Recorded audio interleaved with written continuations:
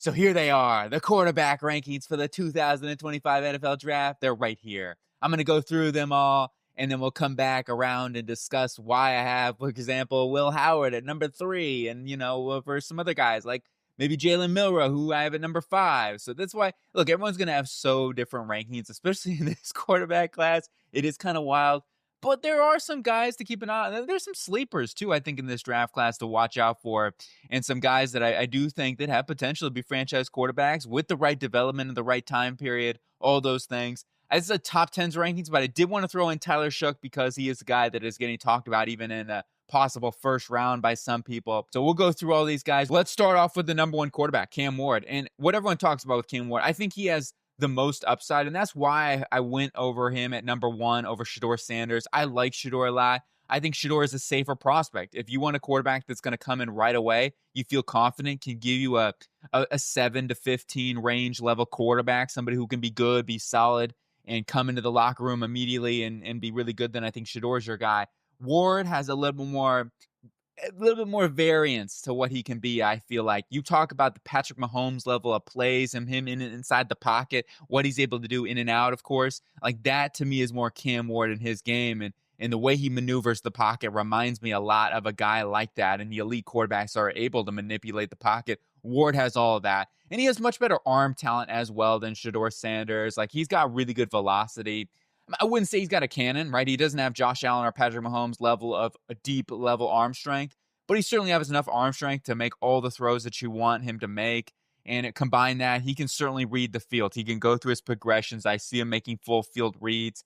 There is a lot of, RPO stuff there at Miami that it does help him out a little bit. So you got some variance with that. And the big thing with him is the decision making, right? I mean, that to me is the clear cut. When you look at Cam Ward, there are times where he is fooled by coverages. And this is going to be a problem, I think, early on in his career. And that's why I would love for Cam Ward to actually sit an entire season, because I do think he needs a little bit of a Patrick Mahomes level of treatment where he takes a year to develop and get better, get acquainted to the speed of the game, things like that. Because if you throw him out there early on, like, it's going to be a little bit problematic. And your hope is that you can get through some of those things and he's not going to be flustered by some of those things, because some players are more flustered than others by that. But if he's good with that, then, you can keep that confidence going. Then, of course, you're going to, if you're drafting him number 1 overall, you're starting him out there. That's just what it is. You're not going to give him that time to luxury to be able to sit, more than likely. However, I would still love for that for Cam Ward. And I certainly think that he has all the traits, all the tools with the right development. And that's another big thing. You're going to need to be able to develop him. You're going to have an offensive mind who can coach some of those bad things out, just like, the Mahomes, the Josh Allens, etc. He certainly has the talent, though, and that's why I have him in my number 1 quarterback. My number 2 quarterback, as I was alluding to earlier, Shedeur Sanders. I don't think he has the upside that Cam Ward has, but he is a very good quarterback. Probably going to frustrate you at times, maybe because he doesn't have that elite ceiling and maybe doesn't, put your team over the top all the time. You might need to have a good football team around him, but he just does a lot of things right. He reads the field really well. I think he's the most accurate quarterback in this draft. I think for the most part, his decision-making is good. I mean, you could look at some of the film out there, the BYU film, Nebraska film specifically. He made that 1 pick 6 to Tommy Hill. Like, there are some times where he has some lapses here and there, but every quarterback in this draft class has some lapses. Overall, I say he's one of the most accurate and one of the best decision-makers in this class. And he certainly can make the full field reads. And in the offense with Buffalo, like Colorado Buffaloes, they basically just say, hey, look, Shedeur, you go out there, you pass. Like, that's what they do. Teams expected it. The pass rush was getting home all the time. He stood under pressure over and over and over again, countless times. If there's one thing you cannot say about this kid, it's his toughness, his mental toughness, his physical toughness. He has that. And that's one thing that I really think at the next level is going to serve him well. He is not afraid to take a hit and to stand in there and really deliver a pass when he needs to. And he can work the middle of the field. He can work every section of the field too. And then some of the negatives about him, he holds onto the ball too long. He takes some unnecessary hits as well. So it's not all on the offensive line, but I do think in this case scenario, a lot of it is definitely on the offensive line too, allowing free pressures, easy pressures, things like that. So there is that, but he does hold on the ball a little too long, and that could be a problem for him at the next level. Arm talent, elite traits. We were talking about that earlier too. He just doesn't have the velocity that Cam Ward has. He doesn't have that pushing the ball with that zip and that rip that Cam Ward has. So it's something that it has to be noted. And when windows get tighter and NFL players get faster, that will be more of a problem. Number 3, Will Howard. This might be the first surprise, right? Who, when those first 2 guys, I think unanimously, it's going to be either Cam Ward, Shedeur Sanders, whichever order you have them at. Will Howard, though, is the first one here for number 3. When you get to number 3, you can start seeing so much variance on who's going to be that guy. Will it be Jalen Milroe? A lot of people have Jaxson Dart now, and I think that's more of the unanimous thing. But for me, we'll talk about why I have Jaxson Dart so much lower in a minute. But I think Will Howard is very underrated out there. And yeah, he didn't look great at the combine. I understand that. Like, he was probably the most erratic with his accuracy at the combine. But I'm more of an on the field person. Like, when I'm watching the film and things like that, I'm not so worried about some of that stuff because that's really arbitrage. Like, that's not a real scenario thing at the combine. You're not, you're in pads. You're not in pads, right? And it's like a scenario that you're not with the receivers, the chemistry, things like that. But on film, Will Howard, even going back to Kansas State, I was impressed with him at Kansas State. And I think he's a guy that generally moves the pocket really well, has a good understanding of what's going around him. I mean, he doesn't always feel pressure around him, but I think he does a pretty dang good job maneuvering the pocket and with a good feel to be able to get the ball out on time and to deliver passes. He's very accurate too. And what he's able to do with his deep ball is really impressive. I think he is one of the best moon balls in the draft class. And what I mean by the moon ball is like, that Jaden Daniels level pass like you talked about last year where he was so good on the vertical route tree. I think that Will Howard is one of the best in this draft class at that. He just throws such a catchable deep ball. Now, he's not perfect. He doesn't have the greatest accuracy or anything in that regard, but I think in general, he's an accurate passer. There are times where he misses and it maybe results in an interception or whatever. I've seen him overthrow a couple of passes that resulted in some interceptions. Overall, though, I think that he's got a great size profile, over 6'4". His frame, his release, like it's all there really in a prototypical quarterback. And I love him like in a Jared Goff type offense, get him in a West Coast under center, play action. That's really, I think, where he's going to thrive most because he can read the field. That's another thing. Like he anticipates as well. Now, I do think that he doesn't have the velocity all the time to really like gun things in over the middle of the field all the time perfectly, but he does attack the middle of the field really well. It just, does he have the Cam Ward level of velocity? No, he does not. And his athleticism too. Like he is not the most athletic guy. Now you give him a lane, you give him a linear burst, like he's got that. And that's why I'm saying like if he has an open spot, he'll be able to pick up a first down. He just doesn't have the twitchiness in and out of the pocket, right? But I really like Will Howard, man. I think he's super underrated and a guy that we need to start talking about a little bit more. And I like him a lot more than Jaxson Dart personally. I don't know. That's just the way I came away watching the film. Then you got Riley Leonard, another guy that I think is underrated. Yeah, there's been some things with him, and he's had some injuries throughout his career. He takes unnecessary big hits, and that's one of his big things. He is a runner in nature. He reminds me of like a Baker Mayfield type of mentality where he's out in the open field, or even a Matthew Stafford. Like he's looking to truck dudes, a younger Matthew Stafford, but anyway, like Baker Mayfield, like when you see him in the open field, he's not looking to go down, man. He wants to truck stick you, and that's like Riley Leonard. He is going all at it. I love that to his game, but at the same time, you got to be careful, man. You really do. Going to some of the good stuff, though, with him, he has impeccable touch, and his accuracy is very good. Now, it did take a dip this season. He's another guy that he did miss some passes and sailed some more this year than what he did in his prior years at Duke. And that's why I'm like still like holding off on making that a huge negative for him. And it was mainly under pressure where I feel like he struggles the most. And that's why I'm going to clump that in to when he's under pressure. That was really where things started going erotic for me. But in general, like I think he's a very accurate passer. He's got a really nice moon ball, really nice deep ball. Now, he doesn't press the ball down the field as much as I'd like. And that maybe questions, does he have a big arm? But I think he's got enough arm strength. I really do. He just doesn't attack the deep ball as much as I would like. And that's really one thing I want to see him do a lot more because I know he's got a good deep ball. He just doesn't utilize it very much. And that maybe questions me, is he afraid to attack down the field? And is he just a check down merchant? And that's one thing we were talking about in the summer with Riley Leonard. I think like on 3rd and 10s, a lot of times I saw him on, just look for drags and get the ball out. And sometimes it works. And in college level, it can work more often. But in the NFL, that's not always going to work, right? Teams know that. They're wanting you to do that. And that's one of the big things. I think he's a little bit too safe in that regard. I want to see him get the first downs, be a quarterback, be a thrower of the football rather than just kind of check it down and whatnot. But I do think he's really good at maneuvering the pocket as well. He's one of the best runners in this class, like pure ball carrier vision runners. He's not the best athlete in this draft class, but he is a very good runner. And especially going back to the Dupe take, there was like every single game, he had like a 50-yard run in every single one of those. Like he was just so good on the run. And I also think his release is good. He's got a very, very nice, compact, quick motion release. And it combined that with his arm talent. I think there's a lot to like with Riley Leonard. Yes, I do worry about some of the hits, as I talked about earlier, and the pressure is the biggest thing that I think he needs to work on. He was getting A gap, B gap pressure. He struggled immensely, and I know a lot of quarterbacks are going to struggle in that regard, but I definitely think he took a major step back. His decision-making, his accuracy, like all those things, when he had some sort of pressure going around him, that's when things got really, really rough for Riley Leonard in his film. Then we got number 5, and it's Jalen Milroe, and I love Jalen Milroe as a person. I think he's a guy that is got all the character things to succeed in the NFL. And he is your definition of a traits prospect. Elite athlete, elite arm talent. Well, a good arm talent. I wouldn't call him elite arm talent, but good arm talent. You even saw that at a combine. Like he had, in my opinion, the best arm talent at the combine. He really could rip throws in there. Now, it's like the inconsistencies are littered all over the film. The accuracy is brutal to watch at times. His mechanics are rough. His release needs a little more work.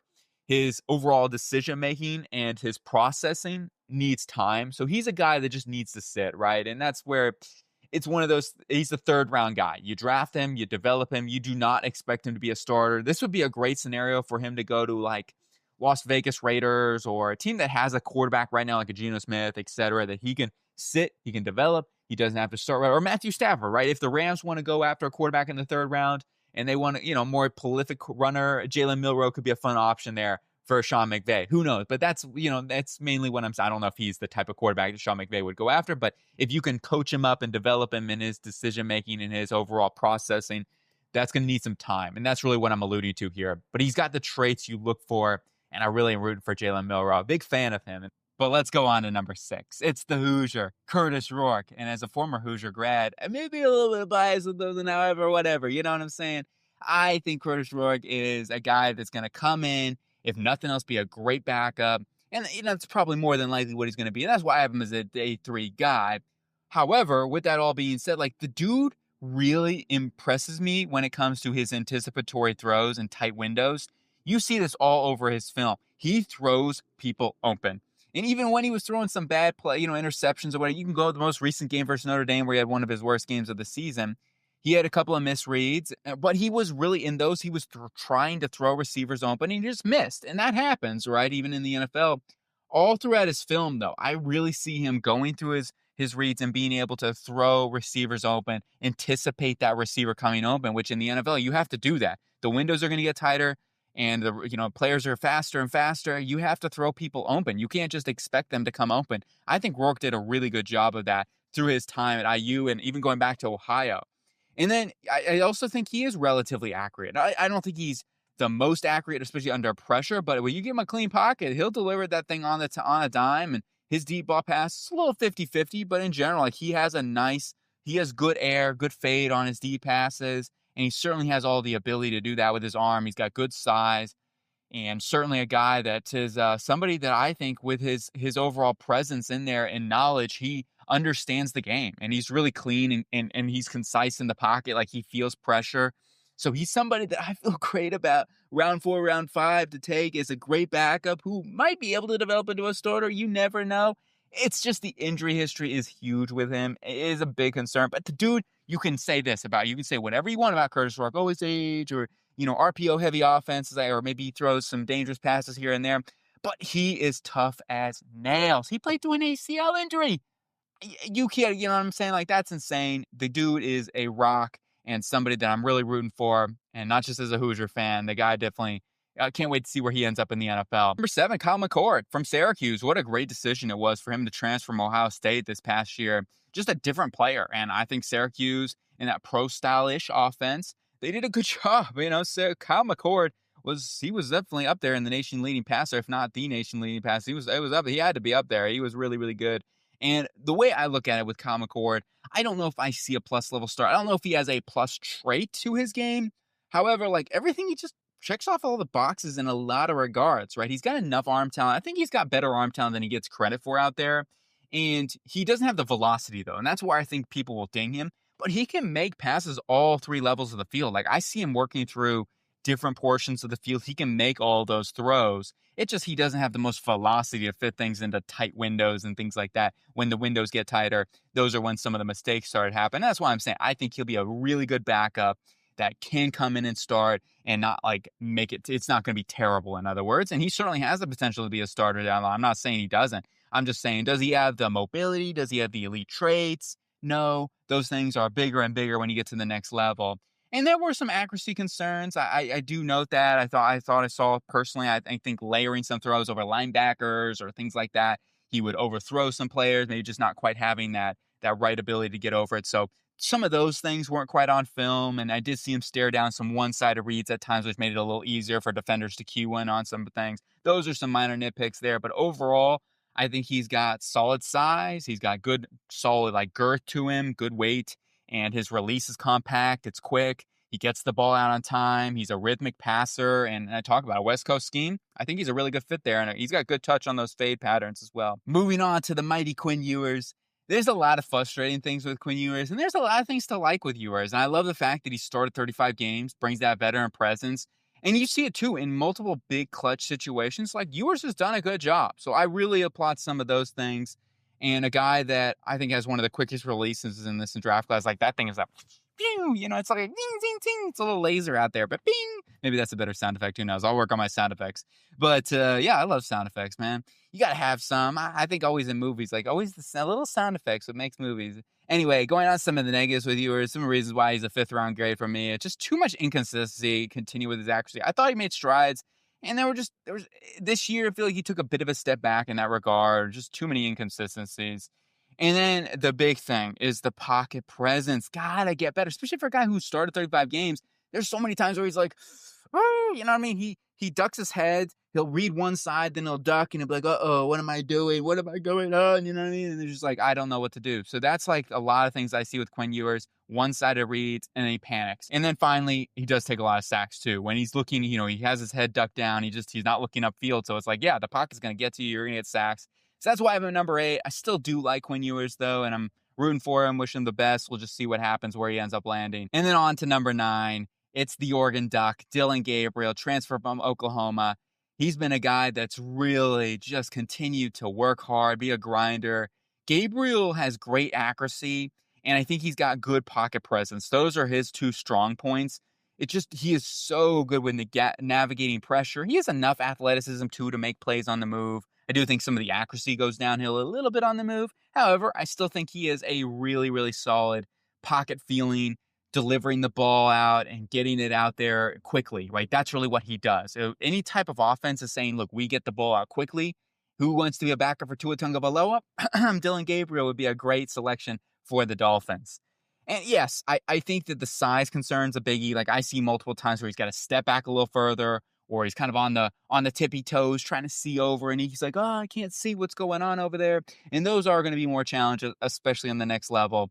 And when the pocket collapses too, especially under pressure, this is where Gabriel struggles the most. And maybe he's a little bit checked down Charlie at times too. If it's 3rd and long, I see him do a lot of drags, get the ball out quickly. The Ducks offense in general is a little bit like that, a lot of screens. I still like Gabriel. I just don't know if he has those elite NFL traits that are going to succeed, get him to succeed at the next level. And that's why I have him as a 5th round grade. Very good on film. And then, here's the shocker, right?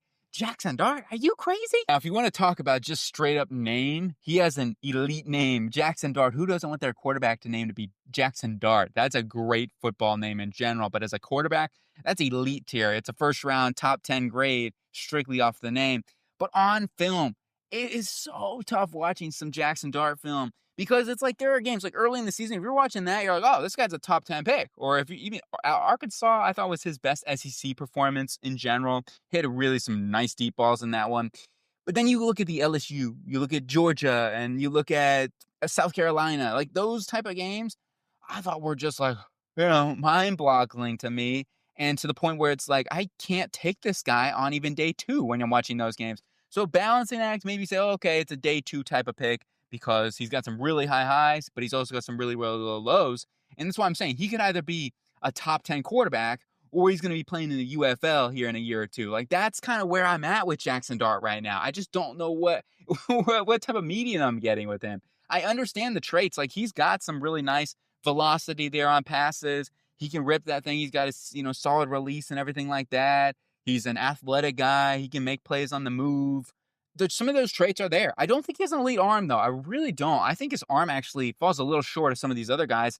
And his deep passes, wow, I love the fact that he attacks the ball down the field, and he does it so much, and that's part of a Lane Kiffin sort of thing, too. Like, he wants him to attack the field. It's like, where's Trey Harris? Where's Watkins? Like, get it to your playmakers out deep, and they do a good job of that. And that's credit to Jaxson Dart, getting it to his playmakers deep down the field and taking shots. I love to see that with quarterbacks. But once again, it's just like there's just so many inconsistencies with his accuracy, with his processing. I think he's a slow processor. I really do. There's many times where I see him, it's like, you're taking way too long, Jaxson. You know what I mean? Like, there's a guy there, throw that ball. And I just don't know if some of that tight window stuff is really going to be there at the next level in a consistency basis. So for me, I may look like an idiot. I may look the pie in the face sort of scheme at this. And if he ends up being a top 10 quarterback, I might have to get out here and hit myself with a pie on the face and do that as a challenge. So you guys can come back and be like, hey, you said you were going to hit yourself with a pie in the face on camera. Well, you know what? I think I would deserve it for having a 5th round grade on him. And I just want to say this too, we get on to our final quarterback here and Tyler Shough. I don't like, the one thing when you get towards the end of the list and whatnot, I almost feel bad. And that's one of the reasons why I struggle with some of these videos, is mainly because, like, I know there are people out there that maybe not watching my videos, but they'll watch other people's videos. And it is hard, right? When you see yourself maybe in, getting lower on rankings and things like that, it's tough on you personally. It has to take a toll. So all these quarterbacks out there, like, I wish them nothing but the best. I hope they prove me wrong, especially at the end of these rankings. It is just so challenging. You got to make a list and you got to go on your own opinions. I'm not a perfect scout by any means. And I do want to throw in Tyler Shough here as we transition over into our final quarterback. I was just going to do a top 10, but I know he's a name that's going to be talked about and be like, hey, where's Tyler Shough? And there's some other guys, Brady Cook, Sam Hennigan, you name it, right? There's Max Brosner. There's some other guys out there. I need to go into, more details. I've watched them through the season, but ultimately I came through this list here, and this is where I'm at. And Tyler Shough's a guy that I like his arm strength. I think he's got good size, and he's somebody that I think is accurate, especially in the short, intermediate ranges of the field. Like, he's got some really good accuracy in those regards. It was just a lot of inconsistency with film on there, and I'm much lower on Shough because, to me, his footwork, I think, is a little bit messy. He steps back on his back foot so much, like, just consistently. You watch his film, he's always on his back foot, I feel like. And especially under pressure, his accuracy under pressure takes a major dip as well, especially mid to back end portions of the football field. I feel like his accuracy is very inconsistent. And that's where I lead into the deep ball accuracy, which I think is not that good. I just don't see the deep ball accuracy consistency with him on film. I see multiple times where he's missed receivers open and should have hit those guys. So I had to note that on the film.